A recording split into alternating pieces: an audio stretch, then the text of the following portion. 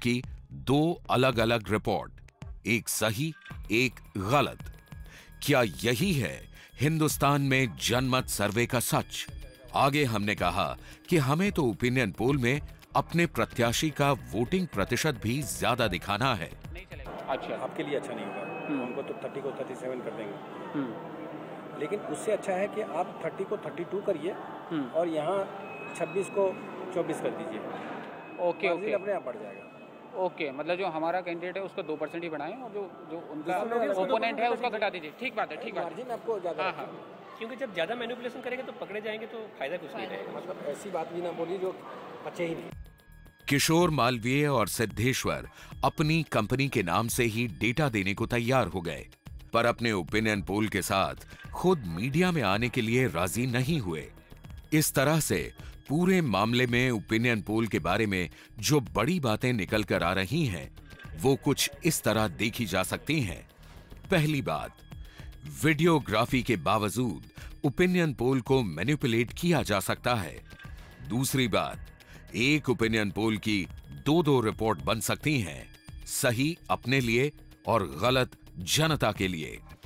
तीसरी बड़ी बात, ओपिनियन पोल में प्रत्याशी के लिए वोट प्रतिशत भी बढ़ाया जा सकता है। न्यूज एक्सप्रेस के लिए इंद्रजीत राय, अरविंद चतुर्वेदी, सुशांत पाठक और संजीव कुमार सिंह के साथ जमशेद खान की report. News Street Digital media private limited की ओपिनियन पोल के नाम पर खामियां आपने देखी, पर इनके स्टिंग ऑपरेशन का एक बेहद संवेदनशील हिस्सा अभी हमने बचा कर रखा है।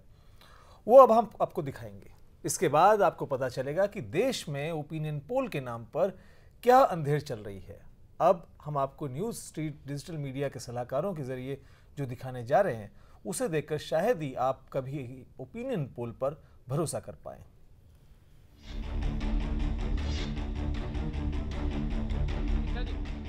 News Street Digital media private limited के सलाहकार किशोर मालवीय और सिद्धेश्वर मिश्रा से न्यूज एक्सप्रेस अंडरकवर रिपोर्टर की मुलाकात 12 फरवरी 2014 को दिल्ली के एक नामी मॉल में हुई थी। मॉल के रेस्टोरेंट में कई घंटे चली मुलाकात में किशोर मालवीय ने भारतीय राजनीति में ओपिनियन पोल के इस्तेमाल, ओपिनियन पोल करने वालों की सच्चाई और ओपिनियन पोल का पूरा खेल बहुत सिलसिलेवार तरीके से बताया। सी वोटर है, आप जानते हैं? सी वोटर, हाँ, मतलब एक और एजेंसी है जो करती है। देशमुख, वो यशवंत देशमुख, राइट। हमारे दोस्त हैं, तो वो बीजेपी कनेक्शन है उनका, तो उनके आरएसएस में भी उनके कहते हैं कि उनके रिश्तेदार वगैरह रहे हैं, तो उन पे ये आरोप लगता रहा है। ठीक है, उसके बाद वो बावजूद उनका काम चल रहा है। और ऐसा नहीं कि वो आरएसएस को ही सपोर्ट करते हैं। आपको बता दूं कि पिछली बार हम उनके साथ मिलके एक करना चाहते थे उस चैनल में। अच्छा, तब मैं यहाँ था नहीं, मैं चैनल में था। तो उस चैनल में हम करना चाहते थे इस जनवरी में बिहार के इलेक्शन पे, जो लास्ट इलेक्शन हुआ था। तो फिर वो अलग हो गए। बाद में मुझे पता चला कि वो अलग हो गए के साथ उन्होंने किया। अच्छा। वहाँ भी एडिटर मेरा दोस्त ही था, उसी ने मुझे बताया जब वो हट गए, वहाँ से निकाल दिए गए, लड़ाई हुई। तो मैंने पूछा क्यों लड़ाई हुई, तो लालू प्रसाद यादव ने उनको कहा था कि जितना पैसा चाहिए आप ले जाओ और करो, हमारे फेवर में। तो उन्होंने ये दिखाया था कि सारे सर्वे दिखा रहे थे कि वहाँ नीतीश कुमार दोबारा आ रहे हैं, लेकिन इनका सर्वे कह रहा था कि नहीं, बड़ी भारी उससे संख्या में वो जीत रहे हैं, क्या नाम है, लालू यादव, और उनकी सरकार बन रही है। किनका, कौन साहब? सी वोटर ने ओपिनियन पोल जो किया था उसमें लालू यादव एंड कंपनी को दिखाया था कि उनकी सरकार बनेगी। कौन से इलेक्शंस में था? बिहार इलेक्शन, अभी जो लास्ट बिहार इलेक्शन हुआ, जिसमें नीतीश कुमार सेकंड टाइम आए हैं। हाँ। ऑपरेशन प्राइम मिनिस्टर स्टिंग में यहां तक जो कुछ बड़े दावे सामने आए हैं, उन्हें इस तरह समझा जा सकता है। सी वोटर ने बिहार विधानसभा चुनावों में लालू प्रसाद यादव के पक्ष में गलत ओपिनियन पोल जारी किया। सी वोटर का झुकाव बीजेपी और संघ की ओर है। सी वोटर गलत ओपिनियन पोल जारी करने के एवज में पैसा लेता है। न्यूज एक्सप्रेस के रिसर्च विभाग ने किशोर मालवीय के इस दावे की जांच की और पाया कि बिहार के पिछले विधानसभा चुनाव यानी 2010 में 243 की विधानसभा के लिए स्टार नीलसन पोल ने जेडीयू बीजेपी अलायंस को 170 सीट दी थी, जेडीयू को 120 और बीजेपी को 50, जबकि आरजेडी और लोक जनशक्ति पार्टी को मिलाकर 34। जबकि सी वोटर वीक के सर्वे ने जेडीयू को 61 से 67 और बीजेपी को 49 से 55 सीट दी थी, यानी 110 से 122 सीट। लालू की पार्टी को सी वोटर वीक ने 70 से 76 और एलजेपी को 7 से 13 सीट दी थी। तो कुछ मोटी डील हुई होगी सर। हाँ, मैं वही तो कह रहा हूँ। तो हर तरह के होते हैं। अब आप कहेंगे कि भाई आज सी वोटर ने गलत सर्वे कर दिया तो क्या हुआ, उसको कुछ बिगड़ा? आज सी वोटर के लिए भी कर रहा है। हाँ सर, बिल्कुल। तो गलत सही तो होता रहता है, कभी 100% एक्यूरेट नहीं होता ओपिनियन को। यहां बात गौर करने लायक है कि किशोर मालवीय ने ओपिनियन पोल को गलत बताया है, ओपिनियन पोल करने वाली एजेंसियों को गलत बताया है, और उससे भी गंभीर बात बताई ये कि ओपिनियन पोल एजेंसी नेताओं के मुताबिक झूठे जनमत सर्वे भी करती हैं। और अगर ओपिनियन पोल एजेंसी चाहे तो न्यूज चैनल को अंधेरे में रखकर भी किसी नेता के लिए जनता को गलत सर्वे दिखाया जा सकता है। यह भी बताया गया कि ओपिनियन पोल कभी 100% सही नहीं होते। किशोर मालवीय और सिद्धेश्वर मिश्रा ने न्यूज एक्सप्रेस के अंडरकवर रिपोर्टर से दावा किया कि उनकी कंपनी ने बैकग्राउंड में रहकर 2011-12 में पश्चिम बंगाल के विधानसभा चुनाव में तृणमूल कांग्रेस की नेता ममता बनर्जी के एक पॉलिटिकल एडवाइजर के लिए भी ओपिनियन पोल और मीडिया मैनेजमेंट का काम किया है। उनकी भी सर सेम डिमांड थी। हाँ जी, उनके भी उस टाइम पे उतना ही था, लेकिन कुछ इक्वेशन गड़बड़ हुआ था बस। नहीं, मतलब मेरा ये सवाल है कि जैसे मैं जो डिमांड कर रहा हूँ या नहीं, मैं बताता हूँ। उनके ज़्यादा जोर कुछ खास सीट्स और कुछ खास कैंडिडेट्स को लेकर ज़्यादा था, क्योंकि और कुछ एरिया जैसे नंदीग्राम, वही कुछ खास कॉन्स्टिट्यूंसी और कुछ खास लीडर पे जहाँ वो बहुत खतरे में थे। अच्छा, पूरे राज्य के लिए उनको कोई दिक्कत नहीं थी, उनको पता था कि उनको जीतना ही है और सरकार उनकी बननी है। उन सीट्स पे उन लोगों ने क्या करवाया था? उस सीट्स के लिए वो चाहते थे, उन सीट्स के लिए वो चाहते थे जो आप चाहते हैं, वो वही चाहते थे। उसके नंबर्स जो हैं वो बढ़ा के दिखाए। इस बातचीत के बाद जो बड़ा दावा सामने आता है वो ये कि new street Digital media private limited ने पिछले पश्चिम बंगाल विधानसभा चुनाव में तृणमूल कांग्रेस के लिए नंदीग्राम में ओपिनियन पोल मैनिपुलेशन का काम किया था। किशोर मालवीय और सिद्धेश्वर का दावा है कि ममता बनर्जी के पॉलिटिकल एडवाइजर के लिए उन्होंने जो काम किया उसके लिए उन्हें 4 करोड़ 12 लाख की पेमेंट हुई थी, जिसका बड़ा हिस्सा उन्हें ब्लैक मनी के तौर पर मिला था। लेकिन sir, out of those 4 CR जो कि ममता बनर्जी से जो भी आपकी पेमेंट हुई है लास्ट इलेक्शंस की, सारा अमाउंट वाइट था? नहीं, कोई वाइट अमाउंट नहीं देता। कुछ नहीं, कुछ तो हाँ था जी? ना, उसका चेक्स में तो आया था, लेकिन बाकी तो चेक्स में क्या था आप सुनेंगे तो आश्चर्य होगा। क्या 12 लाख रुपए चेक? 4 करोड़ में से सिर्फ 12 लाख रुपए कैश में? इसके बाद अंडरकवर रिपोर्टर से किशोर मालवीय और सिद्धेश्वर मिश्रा ने ओपिनियन पोल और इलेक्शन मैनेजमेंट में ब्लैक मनी के इस्तेमाल का दावा किया। साथ ही गड़बड़ ओपिनियन पोल देने की फीस में हमसे भी ब्लैक मनी लेने को तैयार दिखे। वोट प्रतिशत में गड़बड़ी के सिलसिले में हमारे अंडरकवर रिपोर्टर की बात इन दोनों से डमी कैंडिडेट के बारे में हुई। चुनावों में डमी कैंडिडेट वो होते हैं जो विरोधी के वोट काटने के लिए खड़े होते हैं, जिनके लिए हार जीत का कोई मतलब नहीं होता। ये विरोधी को हराने का हथियार भर होते हैं। किशोर मालवीय और सिद्धेश्वर ने फौरन ऑफर दिया कि वे डमी कैंडिडेट खड़ा करवाने का भी ठेका लेते हैं। हमें फिर सर अपने इंडिविजुअल की जगह क्या किसी पॉलिटिकल छोटी पार्टी से बात करके डमी कैंडिडेट उतारे जाएं? ज़्यादा अच्छा होगा। बहुत ज़्यादा आप अच्छा कहेंगे तो मैं होता है। बात भी करा सकता हूँ, वो भी काम मैं करा सकता हूँ। You have connections? मैं इन सब पार्टी से करा दूंगा। इंसाफ पार्टी उत्तर प्रदेश की असरदार पार्टी है, अल्पसंख्यक वोटों में उसका आधार है। किशोर मालवीय का दावा है कि इस पार्टी के प्रत्याशियों का इस्तेमाल बतौर डमी कैंडिडेट समाजवादी पार्टी और कांग्रेस के खिलाफ किया जा सकता है। अगर मायावती की पार्टी के प्रत्याशी का वोट काटना है तो news line digital media private limited की सलाह है कि उनके खिलाफ लोक जनशक्ति पार्टी के प्रत्याशी को यूपी में डमी कैंडिडेट बनाना चाहिए। तो शेड्यूल कास्ट को काटने के लिए तो फिर रामविलास पासवान को पकड़ना होगा और रामविलास पासवान से रिक्वेस्ट करना होगा कि भाई अब 10 जगह आप खड़े कर दीजिए जी, वो भी हो जाएगा। किशोर मालवीय यही नहीं रुकते। ओपिनियन पोल को मैनेज करने में वो ये तक दावा करते हैं कि वे चैनल की संपादक की जानकारी में गलत आंकड़े देश के सामने पेश करवा सकते हैं।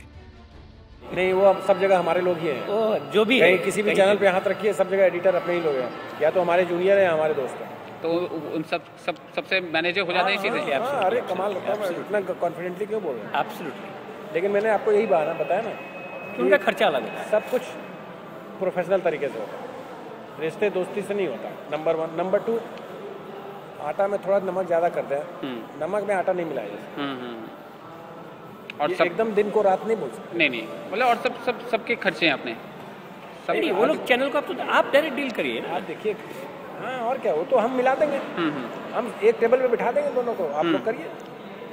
हर चैनल ये नॉर्मल सा प्रिंसिपल है। बीच में कोई एजेंट नहीं रहेगा, कोई दलाल नहीं रहेगा, ट्रांसपेरेंसी रहेगी। एक तरफ चैनल वाला बैठा हुआ है, एक तरफ आप बैठे हुए हैं, बात कर लीजिए। New street Digital media private limited के इस स्टिंग ऑपरेशन में कंपनी के सलाहकारों के दावे के मुताबिक ओपिनियन पोल की दुनिया में बहुत गड़बड़ है। इस स्टिंग ऑपरेशन के कुछ बड़े दावे इस तरह से कहे जा सकते हैं। सी वोटर ने 2010 में लालू प्रसाद यादव के लिए विधानसभा चुनाव से पहले ओपिनियन पोल मैनेज किया। ममता बनर्जी के कथित सलाहकार ने नंदीग्राम में इलेक्शन के दौरान ओपिनियन पोल मैनेज करवाया। ममता बनर्जी के कथित सलाहकार ने ओपिनियन पोल एजेंसी को ब्लैक मनी में पेमेंट दिया।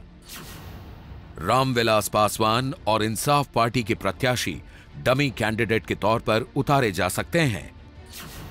देश के बड़े न्यूज चैनल्स में संपादकों से पैसे की डील करके गलत ओपिनियन पोल चैनल पर चलवाए जा सकते हैं। न्यूज एक्सप्रेस के लिए इंद्रजीत राय, अरविंद चतुर्वेदी, सुशांत पाठक और संजीव कुमार सिंह के साथ जमशेद खान की रिपोर्ट।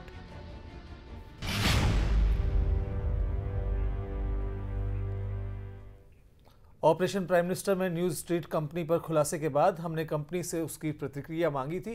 कंपनी की तरफ से हमें मेल पर जवाब आया है। कंपनी अब सफाई दे रही है कि वो सर्वे करती ही नहीं है। प्रिय रविकांत मित्तल जी, आपको ये बताना चाहते हैं कि न्यूज स्ट्रीट डिजिटल मीडिया ने कभी भी कोई ओपिनियन पोल नहीं किया है और ना ही करती है। ये एक डिजिटल मीडिया कंपनी है जो कि सिर्फ डिजिटल कामों में व्यवसाय करती है। हमारी कंपनी ओपिनियन पोल या एग्जिट पोल से जुड़े कोई भी काम नहीं करती है। ऐसा लगता है कि किसी के कहने पर कंपनी की छवि खराब करने की ये कोशिश है। मेल में बताया गया कि न्यूज एक्सप्रेस से आए किसी शख्स से हमारे प्रतिनिधि ने बात की है किसी अलग तरह के काम के लिए। ये निश्चित रूप से आपके गलत फायदे के लिए हमें बदनाम करने की कोशिश है। मैं ये कहना चाहूंगा कि news Street Digital Media limited एक नई कंपनी है और इसने कभी भी कोई सर्वे नहीं किया। हमारी कंपनी के पास या हमारे कर्मचारियों और शेयरधारकों को किसी भी तरह के सर्वे या पोल का अनुभव नहीं है। M Siddheshwar, News Street Digital Media Limited. हम आगे बढ़ें उससे पहले बता दें कि ऑपरेशन प्राइम मिनिस्टर में हमने जिन ओपिनियन पोल करने वाली कंपनियों का स्टिंग किया उनसे उनका पक्ष जानने के लिए ईमेल भी किया। कुछ देर पहले हमने दिखाया था कि किस तरह रिसर्च एंड डेवलपमेंट इनिशिएटिव यानी आरडीआई के जितेंद्र कुमार न्यूज एक्सप्रेस के अंडरकवर रिपोर्टर के सामने मैनिपुलेशन की बात कर रहे थे। सर्वे कंपनी आरडीआई ने ईमेल के जरिए अपना जवाब भेजा है। कंपनी के सीईओ देवेंद्र कुमार ने इस बात पर अफसोस जताया कि उनके एक कर्मचारी ने कंपनी की साख और नाम का गलत फायदा उठाया। प्रिय रविकांत मित्तल जी, मैं हैरान हूं और मुझे पीड़ा है ये जानकर कि हमारे कर्मचारी ने कंपनी के नाम और साख का गलत इस्तेमाल किया। हमारी संस्था का कुमार के किए गए दावों से कुछ लेना देना नहीं है जो आरटीआई के नाम पर किए गए हैं। हमें लगता है कि संपादित स्टोरी कंपनी की छवि को नुकसान पहुंचा सकती है। हमें खुशी होगी अगर आप रॉ फुटेज भी हमसे शेयर करें। आपके मेल के आधार पर हमने अपनी कंपनी से जितेंद्र कुमार की सेवाएं समाप्त कर दी हैं।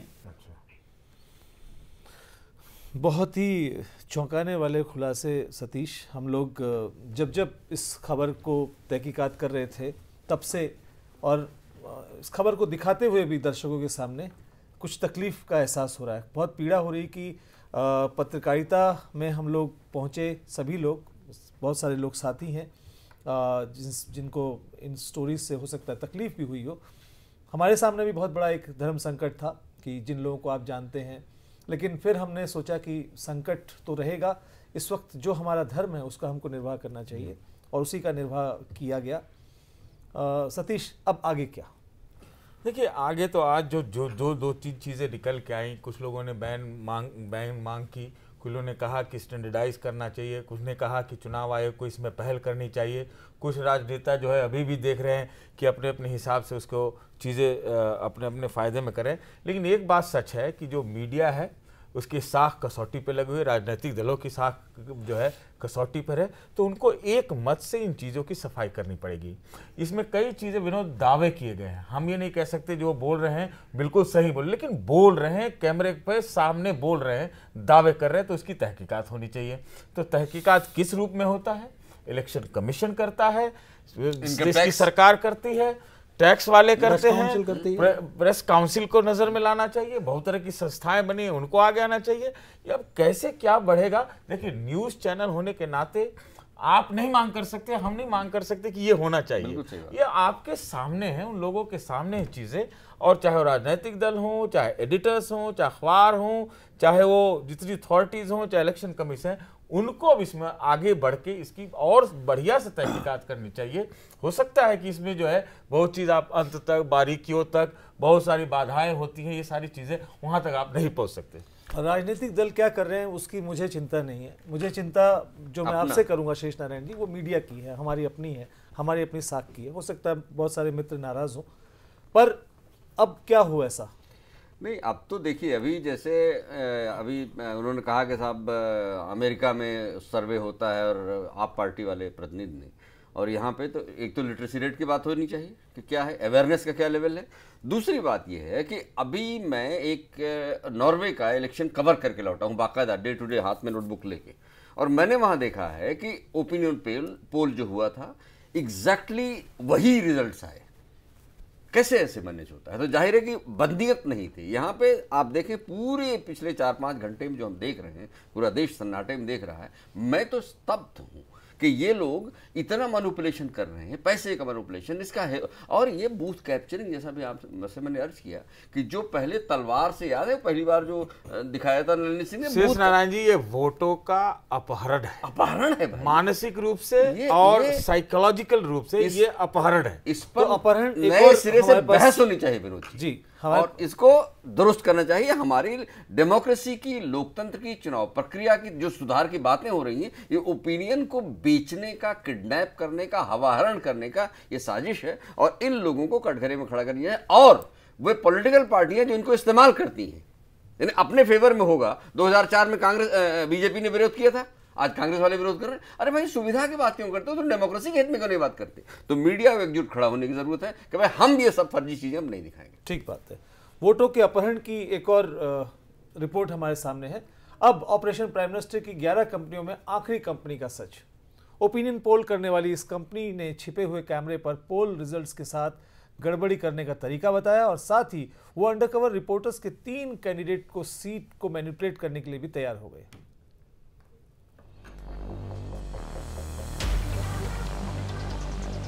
ऑपरेशन प्राइम मिनिस्टर की तहकीकात में अगली कंपनी का नाम था development and research services private limited, यानी DRS। कंपनी अपने वेबसाइट पर दावा करती है कि वो भारत की सबसे बड़ी सर्वे रिसर्च ऑर्गेनाइजेशन है। वेबसाइट पर उसके क्लाइंट की लिस्ट बड़ी लंबी चौड़ी है। Planning commission of India, various ministries of government of India, office of registrar general of India, UNICEF, world bank. इसके साथ ही कई और नेशनल इंटरनेशनल कंपनियों के नाम डीआरएस की वेबसाइट पर हैं। लेकिन इन बड़े बड़े नामों के लिए काम करने का दावा करने वाली डीआरएस के दावे हमारी कसौटी पर खरे नहीं उतरे। न्यूज एक्सप्रेस के अंडरकवर रिपोर्टर की तहकीकात में इसके चेहरे से जब पर्दा हटा तो ओपिनियन पोल का एक और कड़वा सच सामने आ चुका था। तारीख 14 फरवरी 2014। पता डीआरएस का दफ्तर A1/19 Safdarjung enclave, Delhi. News express के अंडरकवर रिपोर्टर से डीआरएस इंडिया के COO दिवाकर श्रीवास्तव की मुलाकात उनके दफ्तर में ही हुई।